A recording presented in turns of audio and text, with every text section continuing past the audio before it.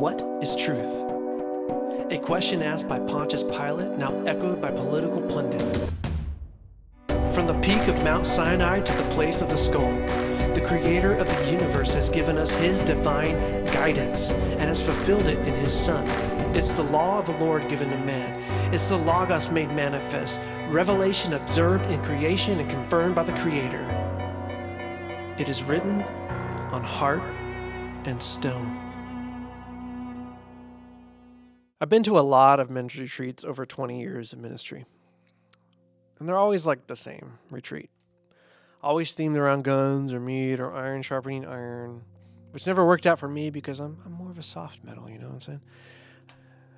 It's always kind of themed around be a man or join the army or stop being a little wussy boy. I'm a little scarred by it all. But one of the earliest ones I went to that really stuck out to me, and not for a great reason, was this one I went to. I was like, 19. And the first night, the speaker was speaking on adultery. And I thought, okay, well, here's something that is different. He's not telling me why my generation is terrible, and I'm pretty open to this. And so he opens up Matthew chapter 5, where it says, if you look on a woman with lust, you've committed adultery with her in your own heart. And I was like, hey, 19 years old, newly married, this is something I need to hear.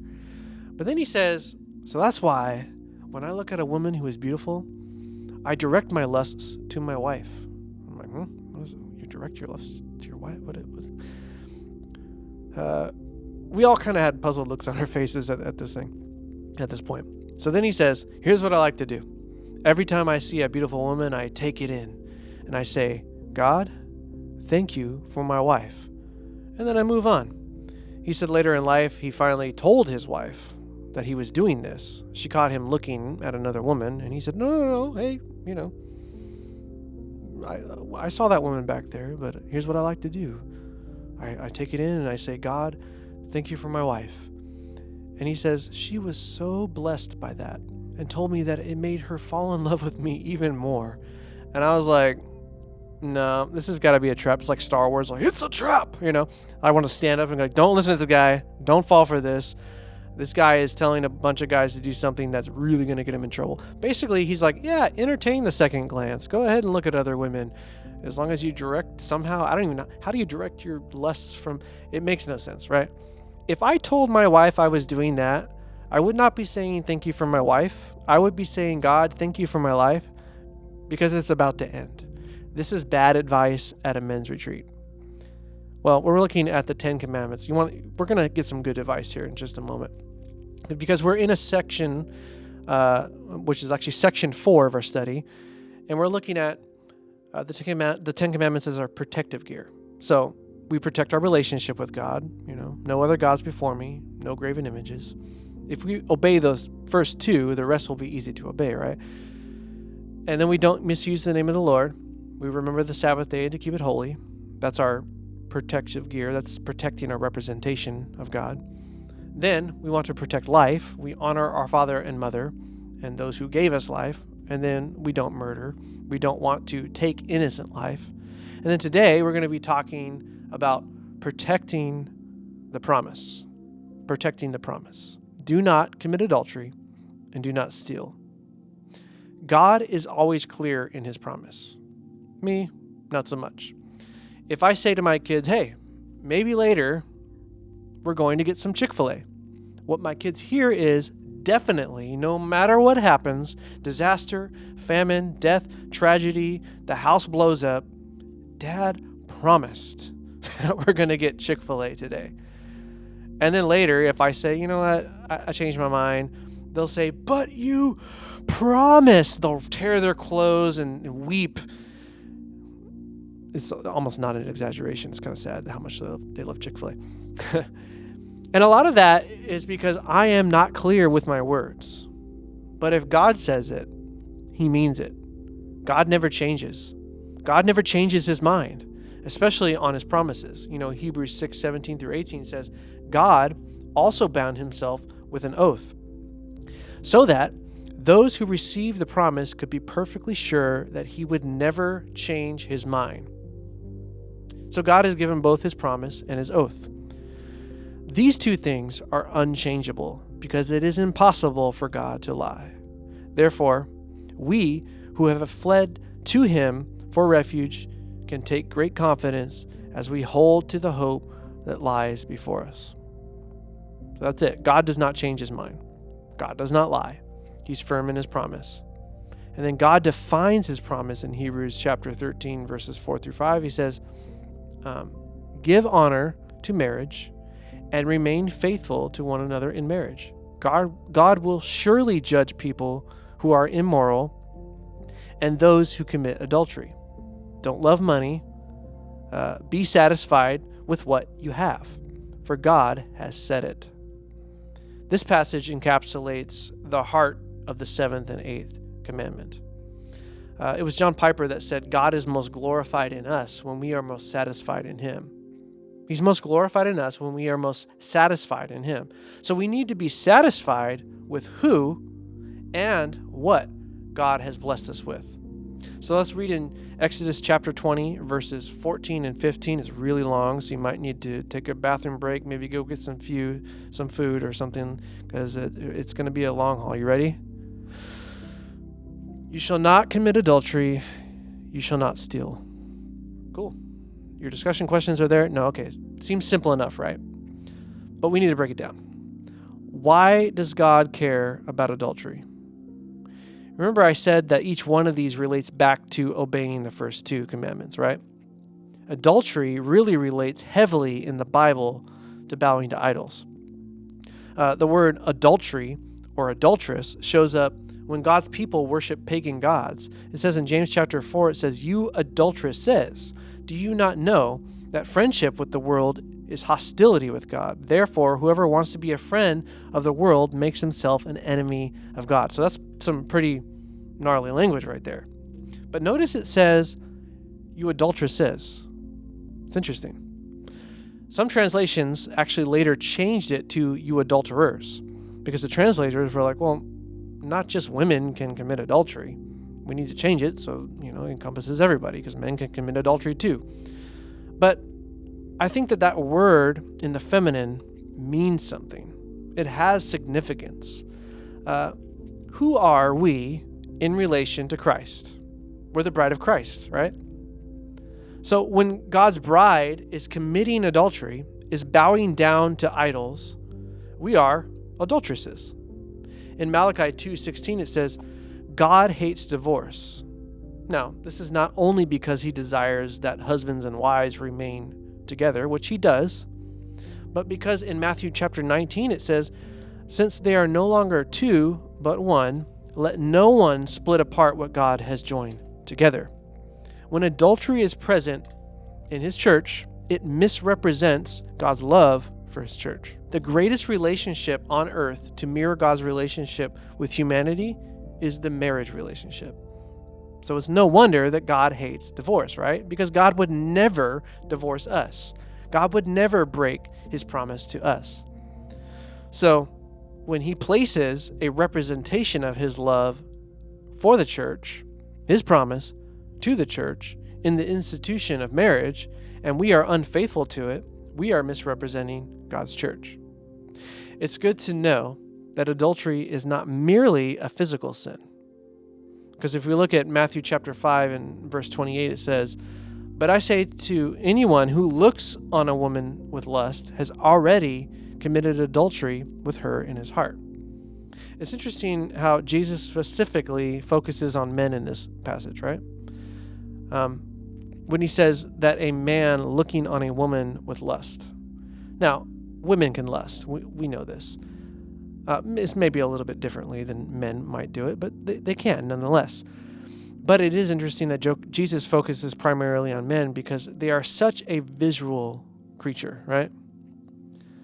I'm not just, well, I don't know if I said this once before and I got in trouble for it, but I'm going to come out and say it. It's controversial. I hate the beach. I hate the beach. And here's why I hate the beach. I don't know why proximity to water makes it acceptable to wear less clothes. Example, if I were to show up to the Habit Burger in Yorba Linda, California, wearing nothing but a Speedo, they would either kick me out or have the cops called on me, right? But if I were to walk into the Habit Burger just off the pier, wearing nothing but a Speedo, I'd fit right in. Nothing's changed. It's the same establishment, right? But for some reason, proximity to water and sand, and don't get me started on sand. It's small and it's coarse and it gets everywhere. I hate sand almost as much as I hate the beach. I don't know why proximity to water makes it okay to basically be naked. I also find it odd that we'll preach so vehemently about staying off the Instagram Explore page, right? Especially you guys, making sure our minds are clear, having covenant eyes on our devices, not watching movies that will cause us to stumble, making sure that we don't walk by the Victoria's Secrets store at the mall. Man, that's like the most awkward thing, right? You just walk like this, and then your wife's like kind of looking like, is he gonna look? Is he gonna look? And you're like, oh, is there a Victoria's Secrets store at the mall? I didn't notice, But then we'll turn around and be like, hey guys, I'm setting up a beach bonfire for us, just spend some time with the Lord at the beach with naked women literally everywhere. I don't understand it, but that's me speaking, not the Lord. It doesn't make any sense to me, but I digress. Why am I saying this? The point is this. We need to guard our eyes just as much as we guard our hearts. And if we guard our eyes, the gateway to our hearts, to our minds, it'll be a lot easier. Now, that might seem a little legalistic of me, but every man watching this video knows I'm 100% right. But so adultery is a misrepresentation of God and his church. And if that's true, it's no wonder why Satan uses it as his main tool to attack godly men. 1 Corinthians 12:12 says, if you think that you are standing strong, be careful not to fall. The temptations in your lives are no different than what others have experienced. And God is faithful. He will not allow you to be tempted more than you can stand. When you are tempted, he will show you a way out of it so you can endure. So the importance of not committing adultery, apart from the obvious, it tears lives apart, it tears families apart, it tears reputations apart, not just yours, but God's, but it misrepresents him. It misrepresents the church. And Christ's promise, don't do things that will lead to it. Don't do things that will make you do it in your heart or in secret. Seems like an easy ask, but man, I'm telling you, it's a hard thing to accomplish outside the help of the Holy Spirit. So if adultery misrepresents God's promise, stealing reveals a lack of trust in God's promise and an indifference to God's people. Stealing is a zero-sum mindset. For me to have what I desire, someone else must lose what they've acquired. But it also shows a lack of trust in the Lord to provide for us. It shows a lack of care for the loss of others, and it shows a lack of contentment for what we've already been blessed with. I've been stolen from a lot of times. I've actually had my car stolen from my church parking lot during a worship team rehearsal. I came out after rehearsal and I was like, that's funny. I thought I parked my car in this parking lot, but it's not here. Then I had to call the cops, and that was an embarrassing thing. It was a really embarrassing conversation because I'm like, hey, my car was stolen. And they're like, okay, what kind of car was it? And I said, a 1993 Hyundai Excel. And then he's like, oh, congratulations. I'm like, no. I need the car, right? I've had musical gear stolen. I put my music gear in my car when I went to get some presents on Christmas Eve. And then when I came back, just from going from my apartment back to my car, they had broken the window and unloaded my car. It was hard. But I've also had musical gear stolen. I was flying and I missed my flight. And so I got on a later flight, but my gear went ahead of me. And I was going out specifically to play for a few thousand radio programmers. I'd spent thousands of dollars to get there. And when I show up, thousands of dollars of gear had been stolen. And it really threw me through a loop and honestly derailed my career at that time. It was a really big thing for me. So it's not just a zero-sum game. It's not just, hey, I'm taking from you, I'm going to get it. It has ramifications beyond just what was stolen, but the effect that it had on my life. It was a quite a jarring situation. It's interesting to note, too, that stealing and murder are the only civil commandments in the Ten Commandments. Civil. So what does that even mean? Well, having to do with how we relate with other citizens. Both are similar because they both deal with basic human rights. We've all heard the question, can you legislate morality? When gay marriage was made legal, did it become moral? No. Adultery is already legal, but as we learned, it's not moral. Abortion in a lot of states is legal. In fact, in Colorado, abortion is legal up to birth, and it's an elective abortion. Does that make it moral? Absolutely not. When Roe v. Wade, the new decision on Roe v. Wade came down, one side was claiming that the government is taking away a woman's right to an abortion, which begs the question, I think we covered it last time too, but who gave them that right in the first place? Is it the state? Is the state the entity that gives us our basic human rights? Or are they to uphold our rights? Here's an example. People say college is a basic human right. People will say that healthcare is a basic human right. Some people will say that minimum wage is a basic human right. But in a way, each of these require a form of stealing to accomplish, therefore diminishing the value of the right to property. Stealing isn't limited to just taking physical property. Sometimes it works out itself ideologically. Sometimes it becomes a lot more nuanced. But God is saying, you are my image bearers. You are all equally my image bearers. But we must protect our promise. We cannot be adulterous people, not just in our marriages, but in our relationship to God. We need to not bow down to other idols. We must be the bride of Christ that He's called us to be. And we must not steal from others, not just physical property, but through corrupt ideology, to believe that something is owed to us because we have been wronged, or something is owed to us because we have been hurt. In a world where we want to seek justice, we need to remember that vengeance is the Lord's. Micah 6:8 says this, "Seek justice, love mercy, and walk rightly with your God." The hardest part of that call is to walk rightly with your God, not to be adulterous people, but to protect our promise.